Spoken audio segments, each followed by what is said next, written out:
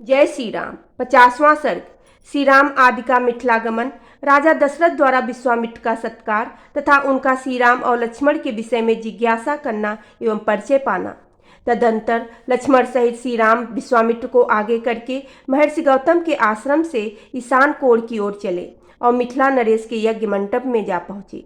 वहां लक्ष्मण सहित श्री राम ने मुनिश्रेष्ठ विश्वामित्र से कहा, महाभाग, महात्मा जनक के यज्ञ का समारोह तो बड़ा सुंदर दिखाई दे रहा है। यहाँ नाना देशों के निवासी सहस्त्रों ब्राह्मण जुटे हुए हैं, जो वेदों के स्वाध्याय से शोभा पा रहे हैं।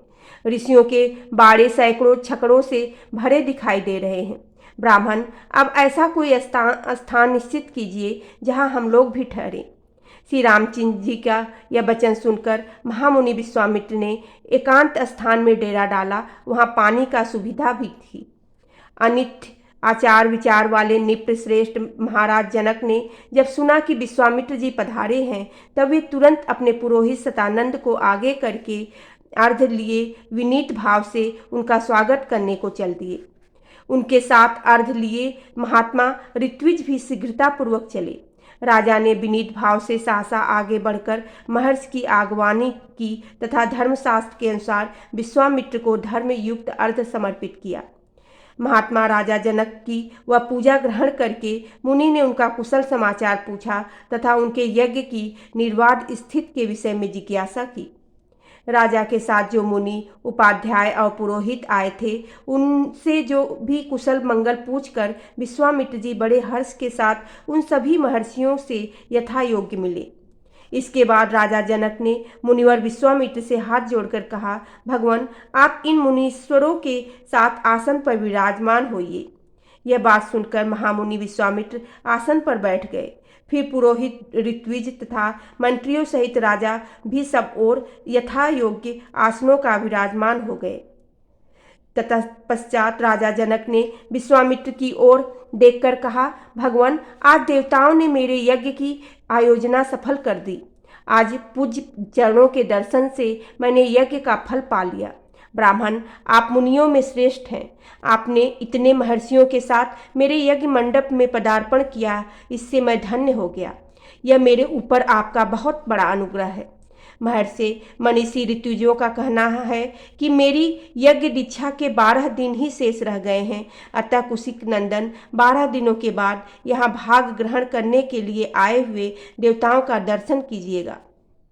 मुनिवर विश्वामित्र के ऐसा कहकर उस समय प्रसन्न मुख हुए जितेंद्रिय राजा जनक ने पुनः उनसे हाथ जोड़कर कहा, महामुने, आपका कल्याण हो।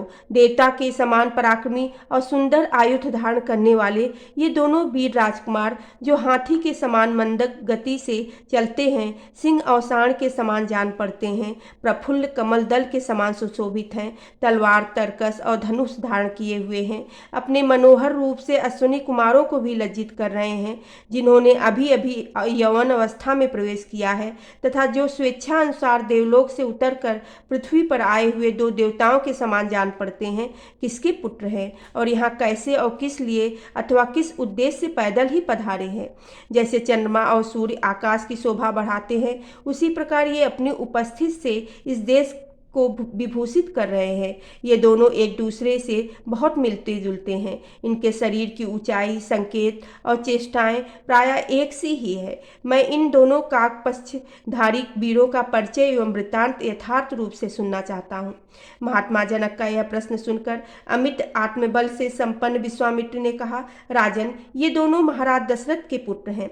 इनके बाद उन्होंने उन दोनों के सिद्धाश्रम में निवास और राक्षसों के वध, बिना किसी घबराहट के मिथिला तक आगमन, विशालपुरी के दर्शन, अहिल्या का साक्षात्कार तथा महर्षि गौतम के साथ समागम आदि का विस्तार पूर्वक वर्णन किया। फिर अंत में यह भी बताया कि ये आपके यहाँ रखे हुए महान धनुष के संबंध में कुछ जानने की इच्छा से यहाँ तक आए हैं। महात्मा राजा जनक से ये सब बातें निवेदित करके महातेजस्वी महामुनि विश्वामित्र चुप हो गए। बोलो सियावेरी रामचंद्र की जय, पवन सुत हनुमान की जय।